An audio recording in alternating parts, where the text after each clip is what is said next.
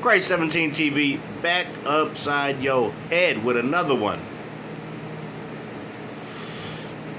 I was thinking about something that happened a long time ago that I was reminded of not too long back. Okay. When I lived in San Francisco in the Tenderloin, this was in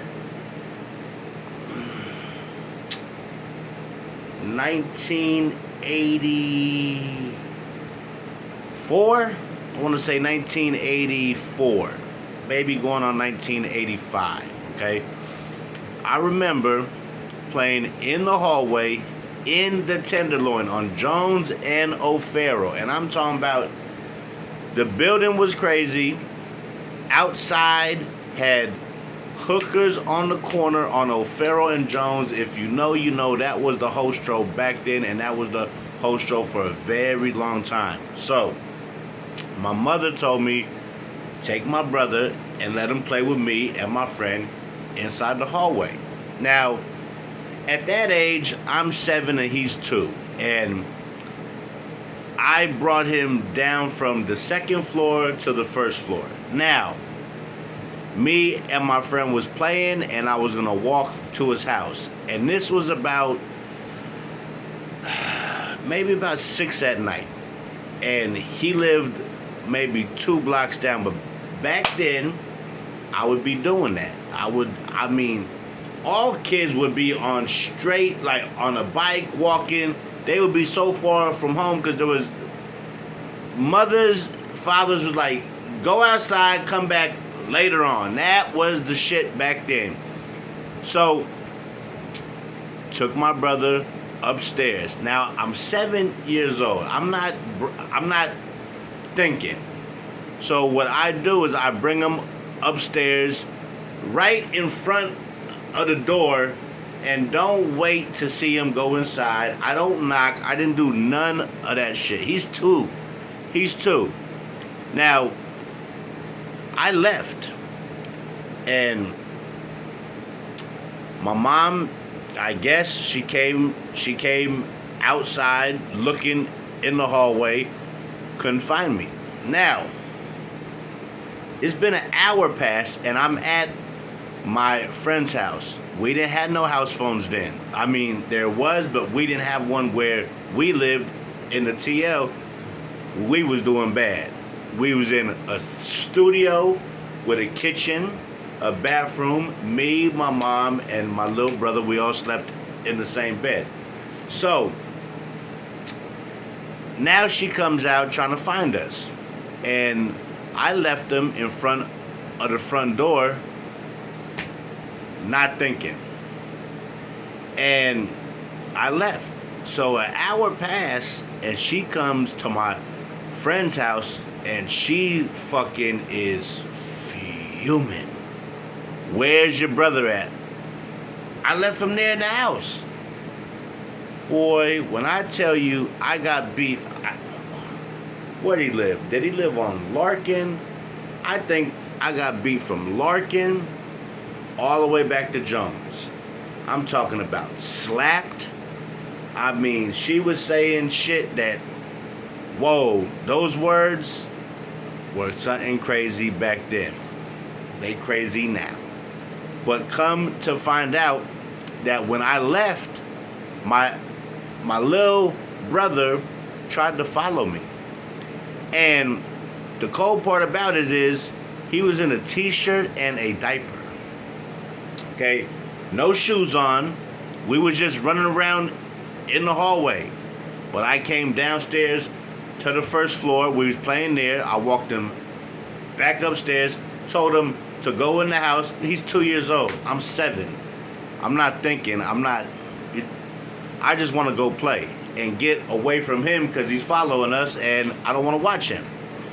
So come to find out, he tries to follow me, and thank God he ain't get run over by no car. He left the building. Now, it's dark outside now in the L's.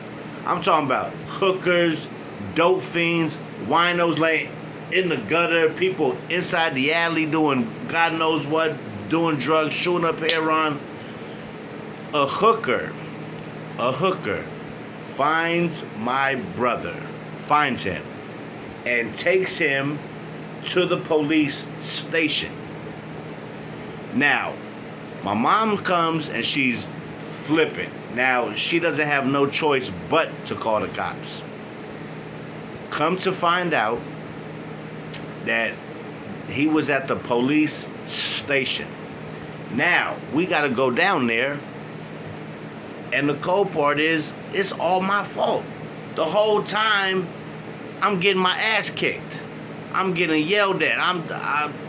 Oh boy, I'm the worst motherfucker in the whole world. Now, we get down there, and my mom thinks they're going to take her to jail because of this 2-year-old boy found wandering around in a Tenderloin, in a diaper, and a t-shirt because of me. And I was praying that my mom did not go to jail, because I would have got, you have no clue what would have happened to fucking me. So now, hold on one second.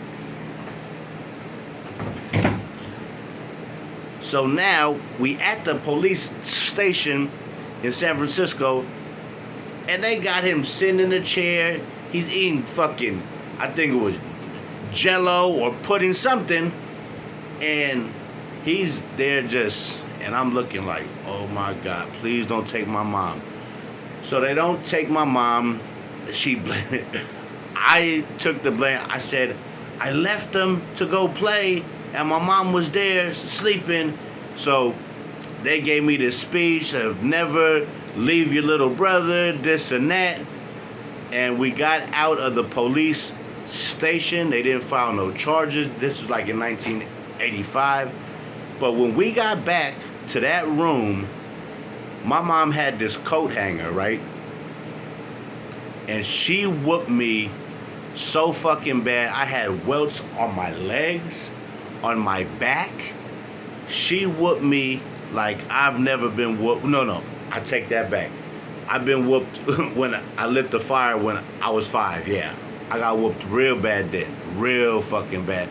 But I mean, how lucky am I that this kid didn't get snatched up, kidnapped, hit by a car, raped, molested? Anything could have happened in those days. Now, this is the same block that me and my friends were walking down to go to school, where they tried to kidnap us with that. You guys want some candy? I told my friend no, because I was always taught that they're gonna try to use puppies, kittens, ice cream, candy to lure you to the car while somebody jumps out the back and grabs you. So I seen this guy in the back ducking. My friend was gonna walk to the car. I snatched his backpack. Come on, and then we ran. This is the same street where that happened, where my baby brother I left walking. He tried to follow us, and he's walking down the TL with no shoes on, a diaper, a shirt, and he's fucking 2 years old. He can't even speak yet. He's not even got words he says yet. He might say mom, he might say my name, but that is about it. He's not saying much. And I'm just thinking about that, and I was like, I've been lucky in my life. You know what I'm saying? I've lost a lot of friends to gun violence, and I never had no dad in my life. He came around later, but by that time, I did not need him. Nothing has came easy for me. Nothing in my whole life, okay? I was always the poorest kid in class. Everybody, like, it was hard. Never had no Christmas trees growing up, living in New York. It was just hard. But this was in the TL, where at that time, that place was off the chain. I'm talking about hookers, people in the bathroom on the second floor, fucking hookers taking their tricks to the second floor and asking me to knock on the door if the police come inside the building. They would give me like $2. I'm like 6, 7 years old. So I know how bad it was out there, and how lucky I was that nothing happened to him and he got killed or raped or kidnapped or hit by a car or or just hurt. And that just, I'm telling you, that was the most craziest thing that I let happen to my brother when I was a young kid. Now, he's had more shit come along down the line. We'll talk about that some other time. But just the fact that I almost let him get killed, kidnapped by just saying fuck it. I left him pretty much in front of my mama door when all I had to do was open it and put him inside, but I was afraid she was gonna make me take him, so I left him right there and I ran out the building to my friend's house, and that's when she came over there. Like a wild animal. You talking about somebody wanna know where their kid is at? Boy, oh boy. I'm talking about, I caught a beat down. Oh my God. That's what I'm saying. And listen, this is just something I've been saying too. I never did that shit again. When my mom whooped my ass for shit that I had no business doing, or shit that could have turned out tragic, or she could have been in jail for this shit, he could have been hit by a car or killed, I got lucky. But I got my ass tore up where I had welts on my leg, my back from the coat hanger. She was whooping me till that coat hanger was bent. I'm talking about bent. Like fucking, like Superman went like this and just bent some steel. That's how she whooped my ass. That coat hanger was bent as a motherfucker. But I learned my lesson. And that's what I've been trying to say in a lot of my videos too, is that's why these kids are so out of control, because nobody whoops ass like they used to whoop ass in the 80s and 90s. When you got your ass whooped for certain shit and you got a good ass whipping like I got, boy, I held that little dude at my hip from now on. And if I wanted to go somewhere, I'm going in there and bringing him inside and damn near sitting him on her lap before I go anywhere. Because I never wanted to experience that again. I didn't want the ass whooping. I didn't want none of that shit because it was crazy. And just thank goodness that we were able to find him and bring him back safe. And then I got my ass fucking kicked for I don't know how long. But she was trying to break that coat hanger on my ass, my legs, my back, but I was jumping, moving, so I was getting hit everywhere. You know how that was, where back then you cry so hard and nothing is coming out for like 20 seconds. Like I don't got no air, I don't got no breath. I'm just getting tears just everywhere, getting my ass whooped. But that's what it was, man. And I look back and I'm thankful that nothing happened, because I would have had to live with that for the rest of my life, and my life was already hard enough growing up. So I would just, wanted to share a story from way back then where I was thinking like, boy, I almost got this little kid killed, kidnapped or something just to go run down the block because I didn't want to take him. You believe that shit? That's some wild shit, man. But that's how it was just growing up. You would run around, man. I would be all over the TL at 7 years old. I mean, all over that bitch. Bodecker Park. I lived on O'Farrell and Jones. You would find me on Market Street. You would find me way on Van Ness Street. You would find me fucking almost in Fillmore where they got the park at. I mean, we used to walk and be everywhere in San Francisco as little kids, just on an adventure. I mean, hookers everywhere. I'm talking about O'Farrell probably had about 30 bitches on the stroll at that time. And a lot of them would come inside my building and use the second floor bathroom to bring their tricks because they didn't have to spend no money on no room. I mean, I've walked in the alley and seen a dude like 70 getting blown by probably an 18-year-old blonde. No lie. I mean, the shit was wild as hell.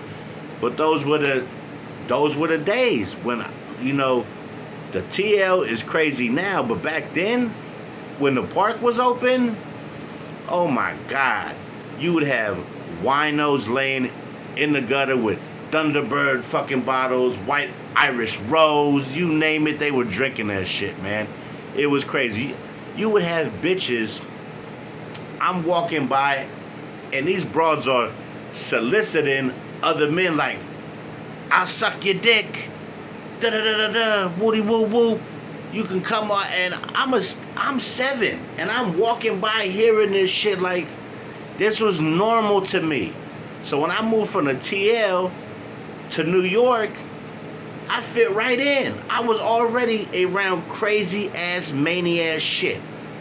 I just was on a different part of the United States. I went from the West Coast to the East Coast, and now I'm growing up in the same shit. Poverty, all kind of shit. Didn't fucking have shit, and now we're living in a car.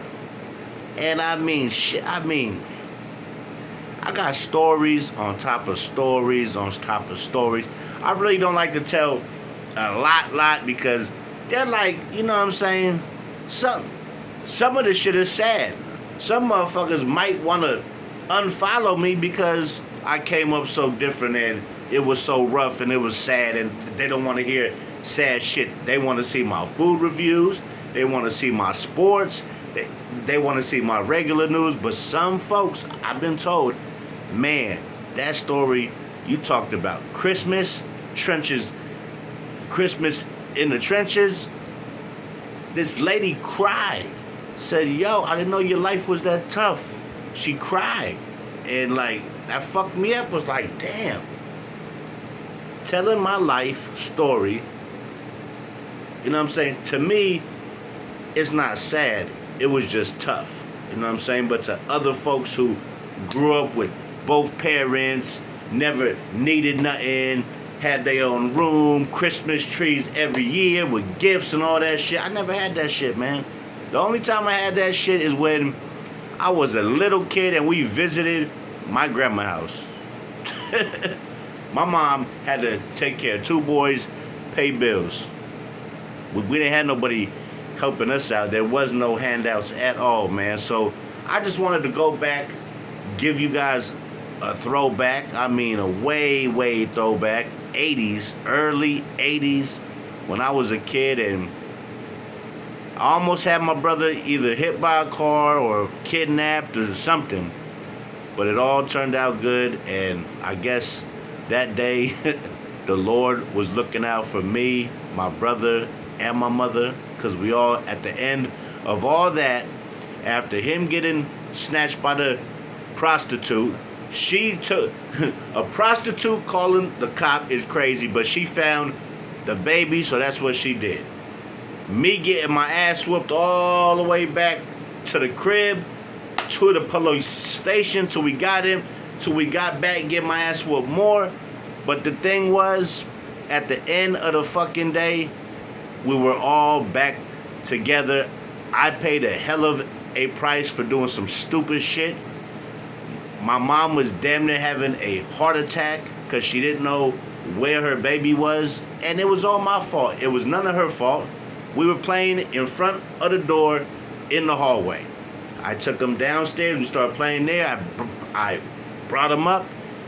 And instead of me bringing him in, because I knew my mom, she needed a break and she wanted me to take him, I didn't want to. I was going 2-3 blocks down to my friend's house so we could play. But that's what happens, man. Life is crazy, man. Life is crazy. Life is tough sometimes. Life is great sometimes.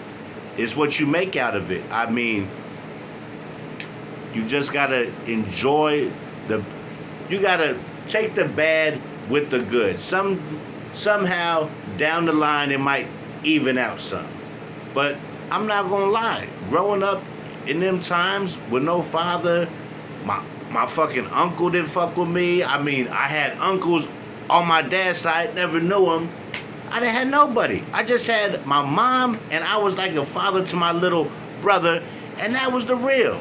And I was, you know what I'm saying? And that's how I had to grow up real fast. By the time I was like 9, I was like up here, I was like 16.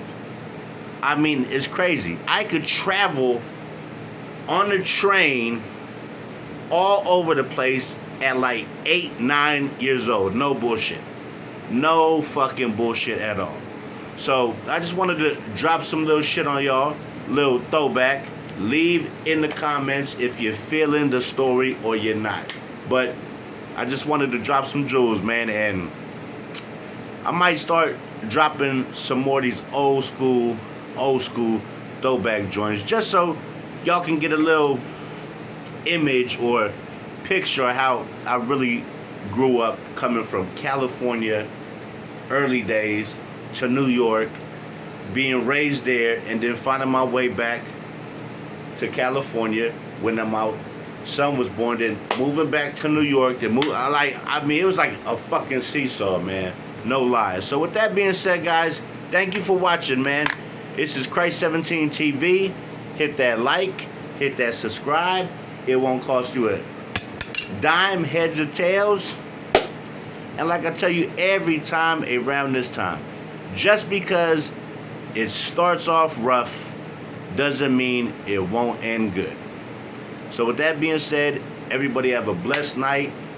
Kiss your kids, kiss your mother, kiss your girl, your wife, tell them you love them. Any day could be our last out here, so everybody keep your head on a swivel, because people out here are fucking going crazy, and you could lose your life over nothing by just being in the wrong place at the wrong time and not paying attention. So when you out, just keep your head on a swivel. Thank you guys for watching. I'm Christ 17 TV, and I will catch you guys on the flip side, player. Till next time.